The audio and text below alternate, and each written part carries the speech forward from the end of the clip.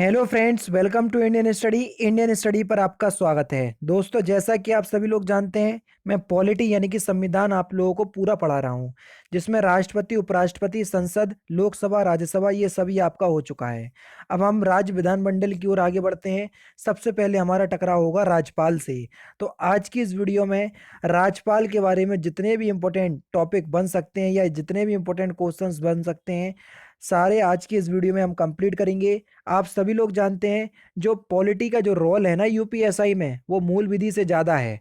कम से कम 14 से 15 क्वेश्चंस आपको संविधान से मिलने वाले हैं। जितना लाइटली आप आज संविधान को ले रहे हैं वो मैं देख रहा हूं, आगे चल को आपको पछतावा होने वाला है जब आप एग्जाम हॉल में बैठेंगे। तो मैं आप लोगों से बार बार कह रहा हूं कि वीडियो को एंड तक जरूर देखो, और वीडियो को 500 लाइक का टारगेट रख रहा हूं, उसको कंप्लीट जरूर करो।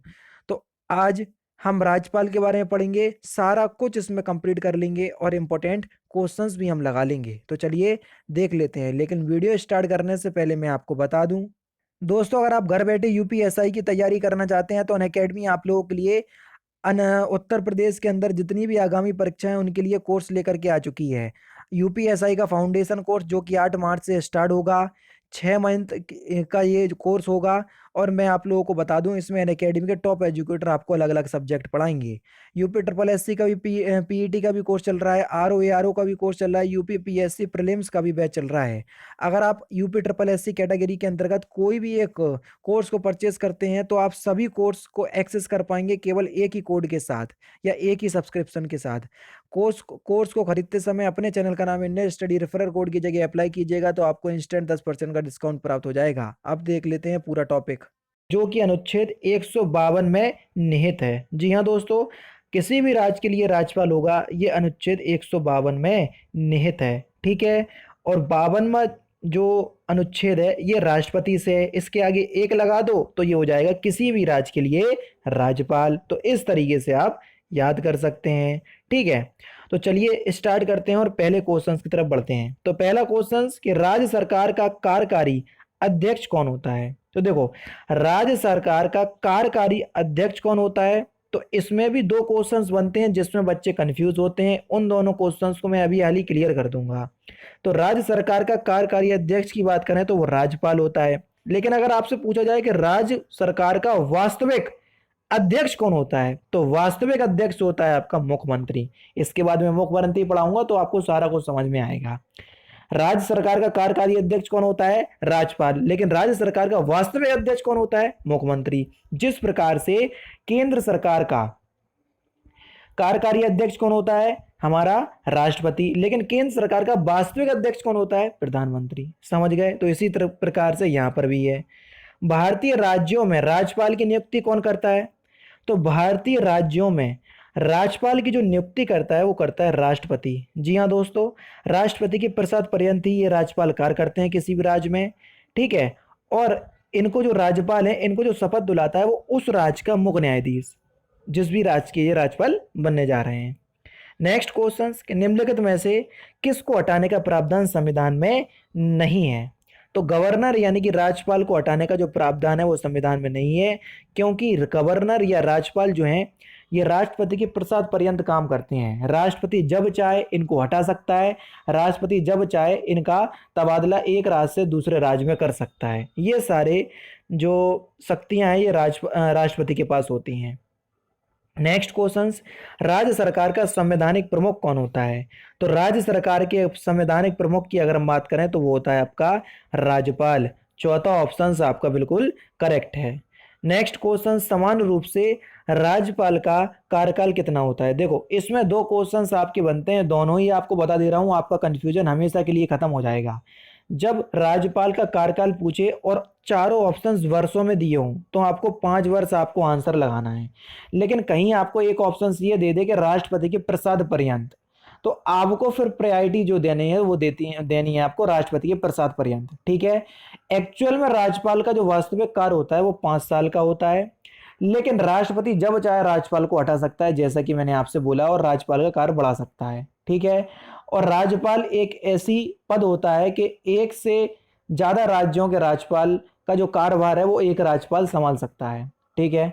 तो ये ऑप्शंस के ऊपर डिपेंड करता है। अगर ऑप्शंस चारों ही वर्षों में दिए हैं तो 5 वर्ष को आप प्रायोरिटी देना, और अगर एक ऑप्शन ऐसा दे के राष्ट्रपति के प्रसाद पर्यंत, तब आपको प्रायोरिटी देनी है राष्ट्रपति के प्रसाद पर्यंत। समझ गए। नेक्स्ट क्वेश्चन, राज्यपाल राज्य में किसका प्रतिनिधि होता है? तो राज्यपाल राज्य में किसका प्रतिनिधि होता है?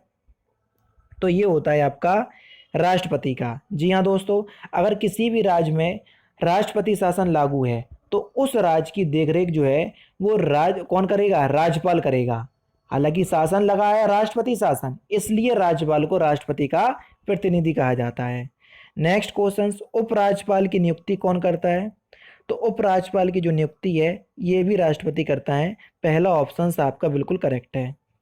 नेक्स्ट क्वेश्चन, राज्यपाल का प्रतिमाह वेतन कितना है? तो पहले इनका जो वेतन था वो 1,10,000 था, लेकिन अब इनका वेतन बदल गया है। इनका वेतन हो गया आपका 3,50,000। यानी कि इस क्वेश्चन का चौथा ऑप्शन आपका बिल्कुल करेक्ट है। कौन सा ऑप्शन? चौथा ऑप्शन।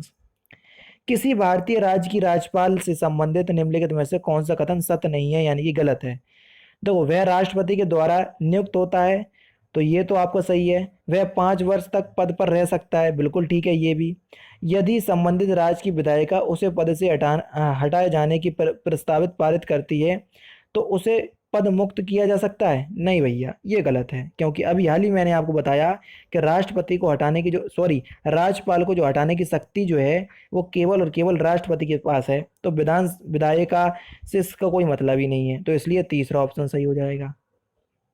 और चौथा ऑप्शन देख लो कि एक से अधिक राज्यों का राज्यपाल हो सकता है, बिल्कुल ठीक है, अभी हाल ही मैंने आपको बताया। राज्यों के गवर्नर संविधान के अंतर्गत किसके प्रति अपने आचरण के लिए उत्तरदायी होती हैं? तो ये होते हैं, अभी हाल ही मैंने आपको बताया, राष्ट्रपति के प्रति। चौथा ऑप्शन सही हो जाएगा। नेक्स्ट क्वेश्चन के निम्नलिखित में से कौन भारत के राष्ट्रपति की इच्छा तक पद पर बना रह सकता है? तो कौन बना रह सकता है? राज्यपाल। अभी हाल ही मैंने आपको बताया, इसको बोलते हैं राष्ट्रपति के प्रसाद पर्यंत। जब तक राष्ट्रपति चाहे राज्यपाल को अपने पद पर वो रख सकता है। कौन? राष्ट्रपति। नेक्स्ट क्वेश्चंस बच्चों आपके सामने, राज्यपाल के पद की नियुक्ति की सीमा कितनी है? तो राज्यपाल के पद की नियुक्ति की सीमा है, जल्दी बताओ। बता सकते हो, बहुत सिंपल क्वेश्चन है, 35 वर्ष। यानी कि इस क्वेश्चन का तीसरा ऑप्शन आपका बिल्कुल करेक्ट हो जाएगा। कौन सा ऑप्शन? तीसरा ऑप्शन। राज्यपाल अगर आप बनना चाहते हैं तो आपको 4 तरीके की क्वालिफिकेशन होनी चाहिए। क्या? सबसे पहले तो आपका भारत का नागरिक हो, लाभ के पद पर ना हो, 35 वर्ष की आयु प्राप्त कर चुका हो, जो कि इसमें दिया है। ठीक है। नेक्स्ट क्वेश्चन, राज्य की स्वस्थ भूमिका है। तो राज्यपाल की जो स्वस्थ भूमिका है वो है राज्य की संवैधानिक अध्यक्ष की।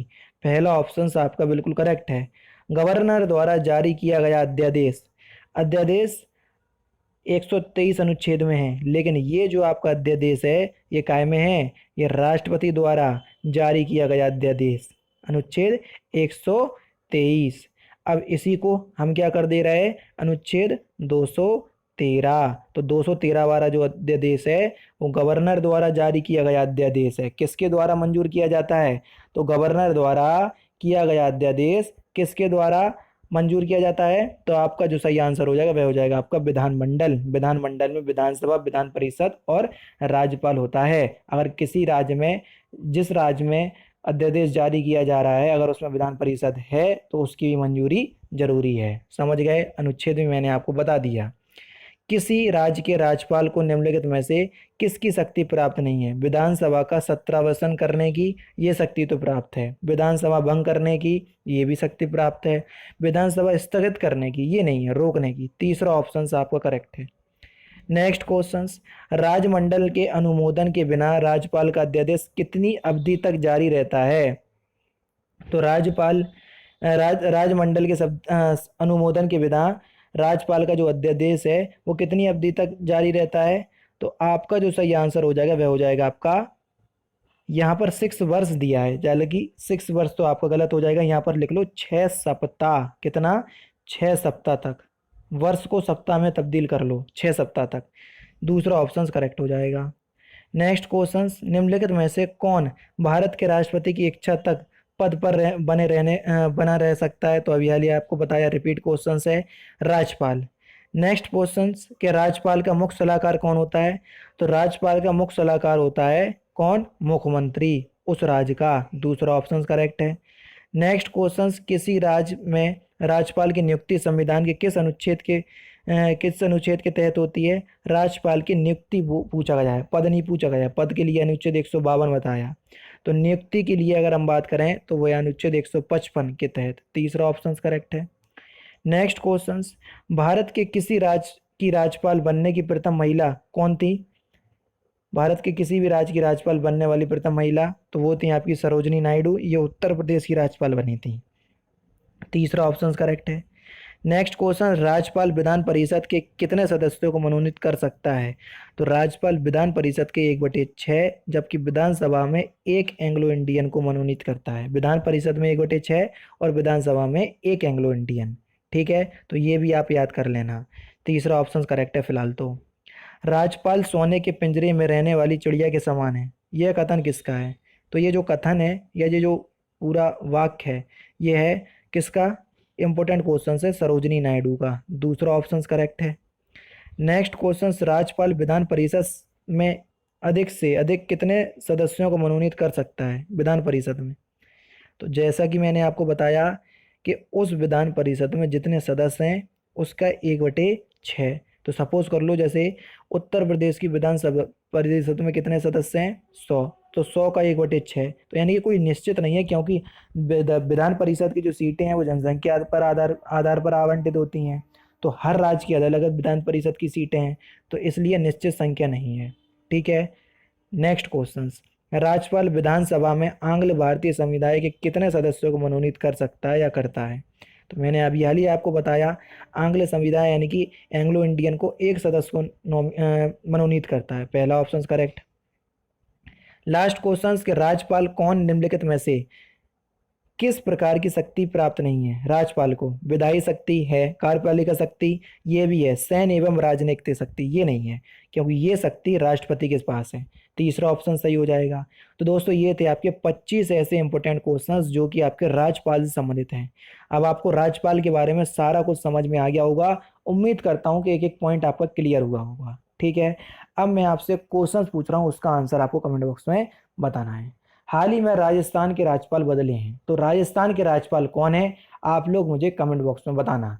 अगर आप लोगों को सारे राज्यों के राज्यपाल याद हैं तो एक बार कमेंट में लिखने की कोशिश कीजिएगा। हालांकि टाइम थोड़ा ज़्यादा लगेगा, लेकिन मैं ऐसा मानता हूँ जो चीज़ आप लिख देते हो तो आपको एक बार अच्छे से याद हो जाती है। तो आप ही की भलाई के लिए बोल रहा हूँ।